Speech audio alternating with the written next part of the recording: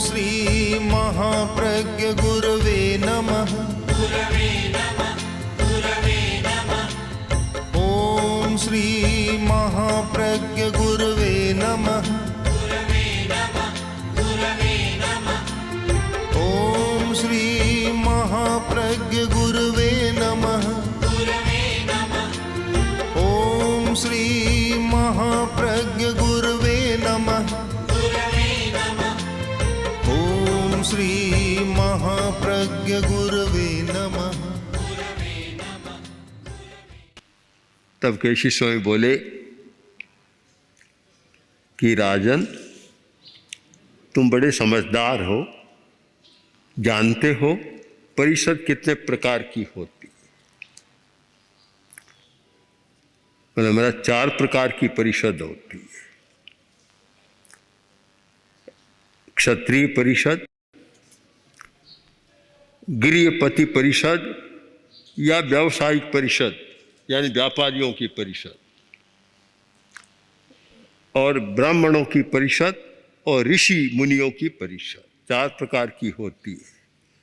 तो इन चारों के भी अपनी अपनी दंड नीति होती है, क्योंकि दंड के बिना कोई काम नहीं चलता। आदमी का दिमाग इतना विकसित नहीं है कि वह सब अच्छा काम ही करे, क्योंकि मस्तिष्क में इतने कुछ प्रकोष्ठ आवेश के होते हैं और आवेश बस आदमी गलत काम करता है। तो उसके लिए दंड का विधान भी है, दंड नीति जरूरी है। अहिंसा की बात करते हैं और इसका अर्थ यह नहीं है कि दंड के बिना काम चलेगा। समाज में अहिंसा की भी जरूरत है और दंड की भी जरूरत होती है, क्योंकि यह मस्तिष्क की यह रचना और क्रिया के विषय में ध्यान दें तो पता चलेगा कि सब मस्तिष्क के विकास समान नहीं होते। कुछ व्यक्तियों का मस्तिष्क इतना अच्छा होता है कि कोई जरूरत ही नहीं पड़ती, दंड की भी जरूरत नहीं पड़ती। और कुछ मस्तिष्क ऐसे होते हैं कि थोड़ा सा कठोर कहते हैं तो समझ जाते हैं। कुछ ऐसे होते हैं कि ताड़ना देनी होती है, और कुछ ऐसे होते हैं कि कारावास में भी डालना होता है। तो अलग अलग दंड नीतियां होती है। आवश्यक है, और आवश्यकता मनुष्य के मस्तिष्क के विकास पर निर्भर है। तुम बताओ कि अगर कोई क्षत्रिय परिषद का अपमान करे, अपराध करे, तो क्या दंड होगा? जानते हो कि अगर क्षत्रिय परिषद का कोई अपराध करता है, उसे कोड़े मारे जाते हैं, लाठियां बरसाई जाती है, और आखिर होते होते प्राण दंड भी दिया जाता है। गृहपति परिषद है, उसका कोई अपराध करता है तो उसको निकाल देते हैं, कभी कभी जला भी देते हैं। यह दंड होता है। और ब्राह्मण परिषद का कोई अपमान करता है, अपराध करता है, तो उस पर कोई न कोई एक ऐसा चिन्ह लगा देते हैं, जैसे चंड प्रद्योत के लगाया गया था मम दासी पति, यह मेरी दासी का पति है। कोई चिन्हित कर देते हैं और उसको वह दंड दिया जाता है। और ब्राह्मणों पर यह अधिकार था, कभी कभी देश से भी अलग कर देते उसको। ऋषि मुनि परिषद है, उसका कोई अपराध करता है तो उसका दंड यह है कि कितनी बार समझाने पर भी नहीं समझता तो कभी कभी कड़वे शब्दों का प्रयोग भी करना, बस यही उनका दंड होता है। कठोर शब्दों का प्रयोग करना अपेक्षित होता है, और इसलिए होता है कि वैद्य दवा दे रहा है, रोगी की बीमारी ठीक नहीं हो रही है, इसलिए नहीं हो रही है कि वह कहता वैद्य महाराज देखो दवा दे रहे हो, मीठी देना, कड़वी दवा मैं नहीं लूँगा, मुझे तो मीठी दवा देना। अब वैद्य ने मीठी मीठी दवाइयाँ दी पर बीमारी काबू में नहीं आ रही है, तो एक दिन कहा भी देखो तुम्हारी बीमारी जरा जटिल है, अब तुम्हें कड़वी दवा लेनी पड़ेगी, चिरायता भी लेना पड़ेगा, कुटकी भी लेनी पड़ेगी, कड़वी दवाएं लेनी पड़ेगी। इसीलिए एक न्याय हो गया कि कटु कौशल पान न्याय ने, कभी कभी कड़वी दवा भी लेनी होती है तो आंख मूंद कर कड़वी दवा भी ले लो, आवश्यक होती है। केवल मीठी से बात नहीं बनती। मैंने तुम्हें समझाने का बहुत मधुरता से प्रयत्न किया, तेरे जितने प्रश्न आए मैं बहुत समाधान देता गया, इतना समाधान देने पर भी तू नहीं समझ रहा है कि शरीर अलग है, जीव अलग है, तो मुझे लगा अब कड़वी दवा देने की भी जरूरत है। जब तुमने यह प्रयोग रखा कि मैंने चोर के टुकड़े टुकड़े कर दिए तो जीव दिखाई नहीं दिया, तू भूल गया।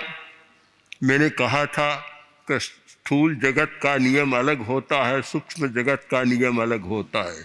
सूक्ष्म इन आँखों से कैसे दिखाई देगा, इतना नहीं समझ पाया। इतने परिश्रम के बाद तब मुझे कहना पड़ा कि तूने वही काम किया है जो मूर्ख कठियारे ने किया था, तो तू मूर्ख कठियारे जैसा अपने आप बन गया। मैं कहूँ या न कहूँ, मैं कहता या नहीं कहता, तू अपने ही काम से मूर्ख कठियारे जैसा बन गया। राजा मौन है, मौन कि ठीक है महाराज, जो आपने कहा और आपने कड़वी दवा दी, मानता हूं कि बीमारी थोड़ी जटिल थी इसलिए आपने कड़वी दवा दी, पर मैं आपसे कहना चाहता हूं, आपने जब पहले प्रश्न के उत्तर में प्रारंभ में ही मुझे सूक्ष्म और स्थूल का भेद समझाया, संबुद्धो हम जाते, मैं तो समझ गया था। मैं समझ गया था कि भी मैं यहाँ भूल कर रहा हूँ कि मैं केवल स्थूल जगत का नियम लागू कर रहा हूँ। स्थूल वस्तु को तो देखा जा सकता है, किंतु सूक्ष्म को कैसे देखा जाए, मैं इस बात को समझ गया था। तब केसी स्वामी बोले कि प्रदेशी, जब तुम समझ गए थे तो फिर इतनी लंबी चर्चा क्यों की, इतना संवाद क्यों किया, इतना समय क्यों जाया किया, क्या कारण था? बोले महाराज, आपसे चर्चा करने में बड़ा आनंद आ रहा था और मुझे ऐसा उत्तर देने वाला फिर मिलता कहां से।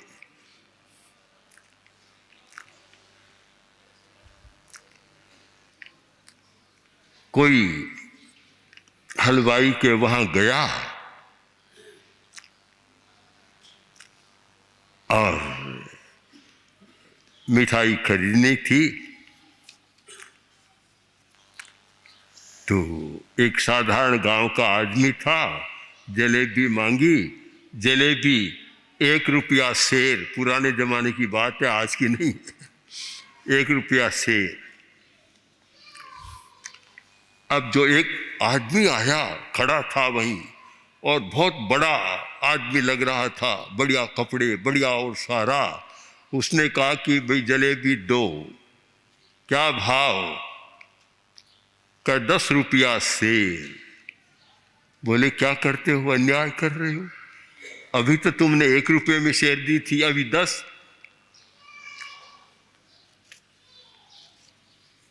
बोले कि आप समझ नहीं रहे हैं,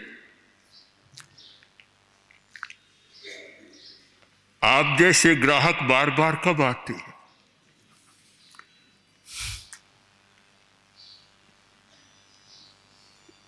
तो परदेशी भी कह रहा है, महाराज आप जैसा समझाने वाला बार बार कब मिलेगा? तो भाव बढ़ गया, मूल्य भी बढ़ गया, और मेरी भावना भी बढ़ गई कि जितना कुरेद सकूं कुरेदूं, जितनी टेढ़ी मेढ़ी बातें करूं, बड़ा आनंद आएगा। इसीलिए मैंने बहुत टेढ़ी बातें की। बामम बामेणम, मैं टेढ़ा चला और मैंने बड़ी जटिल बातें रखी, और मेरी दृष्टि में तो वे बहुत जटिल थी। मैं समझता था कि बहुत जटिल बातें हैं, पर आपने तो मेरे सारे प्रश्नों को वैसे उड़ा दिया जैसे हवा तिनके को उड़ा देती, कहीं टिकने नहीं दिया। तो ये ठीक है कि मैं समझ गया हूं, फिर भी एक बात तो मेरे मन में है, और भला आप जैसा समर्थ मुनि मेरे सामने है, तो मैं अपने लोभ का संवरण नहीं कर सकता। एक बात तो यह है कि महाराज कोई बात नहीं, आपने मुझे मूर्ख कठियारे जैसा बना दिया, पर आप तो उस चतुर कठियारे जैसे है जिसने अरणी में से आग निकाल दी थी। तो कृपा करें कि आप मुझे उस जीव को हाथ में लेकर दिखा दें। मैंने पहले भी आपसे अनुरोध किया था, फिर कर रहा हूं कि मुझे हाथ में लेकर दिखा दें। तो एकदम समाधान हो जाएगा, फिर तो कोई प्रश्न ही नहीं है। समाधान हुआ है, पर कहीं कहीं पुष्टि करना भी जरूरी होता है। हर बात की पुष्टि भी कर ले, जिससे बात पक्की हो जाए। पुष्टि करना आवश्यक है। और प्रत्यक्ष किम प्रमाण, जब परोक्ष में तो प्रमाण की जरूरत पड़ती है। जो चीज हमारे सामने नहीं है, परोक्ष है, तो कोई पूछता है बोलो प्रमाण क्या इस बात का, प्रमाण बताओ। किंतु प्रत्यक्ष में कोई प्रमाण की जरूरत नहीं होती। जो आंखों के सामने है, प्रमाण की जरूरत नहीं होती। आप मुझे जीव को हस्तामलक न्यायेन, तर्क शास्त्र का एक न्याय है हस्तामलक, जैसे आंवले को हथेली में लेकर दिखा दे, वैसे आप जीव को हथेली में दिखा दे कि देखो प्रदेशी ये जरा जी, तो पूरा एक समाधान हो जाएगा और बहुत अच्छा होगा। आप कृपा करें, और आप समर्थ हैं, कर सकते हैं।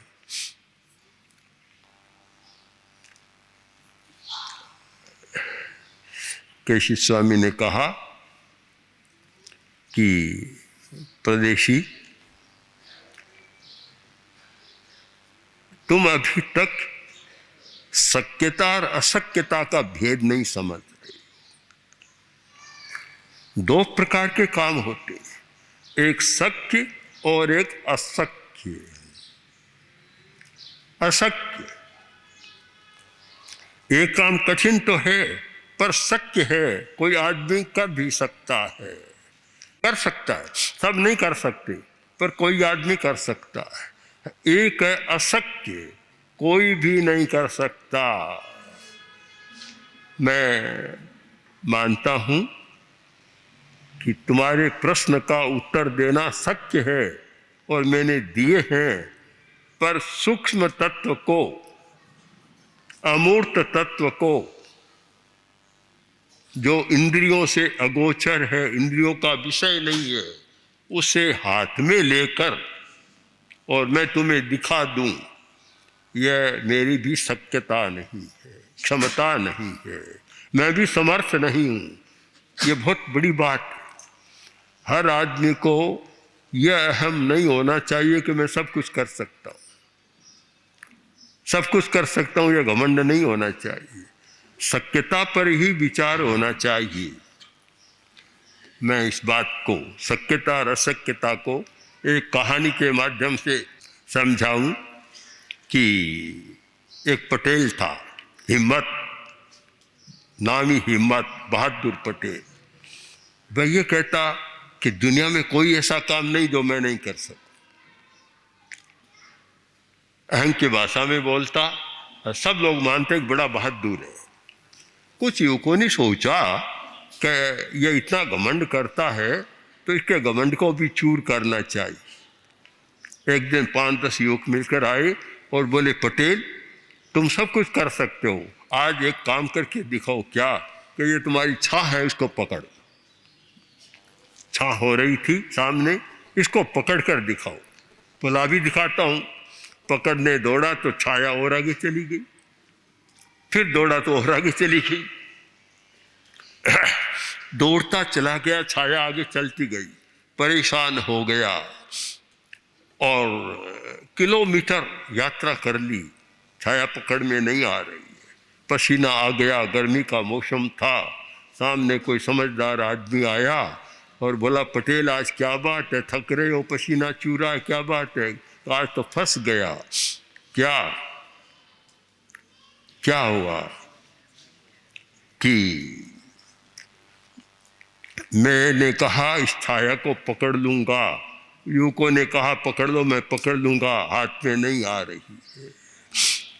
तो उसने कहा कि ये देखो, यह कभी शक्य नहीं है कि तुम अपनी छाया को पकड़ो, तुम दिशा को बदल दो, दिशा को बदल दो, छाया तुम्हारी पकड़ में आ जाएगी। मुंह फेरा और छाया अपने आप में आगे से भीतर समा गई। कैसी? तुम भी दिशा बदलो,